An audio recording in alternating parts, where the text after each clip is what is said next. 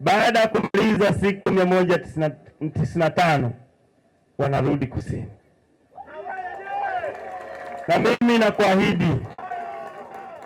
mimi nakuahidi nitarudi kusini. Kote nilikotoka sijawahi ahidi mbele ya hadhara hii, lakini leo naahidi mara baada ya kumaliza nitarudi kusini, na namuomba Mwenyezi Mungu mpaka nitakapomaliza mama uendelee kuwepo ili nije nikukute, na naamini Mwenyezi Mungu atasikia maombi yangu. Kusini oye! Mheshimiwa Mkuu wa Mkoa, niombe sasa ruksa yako nielekee kusini. Kusini jaje! Bravo!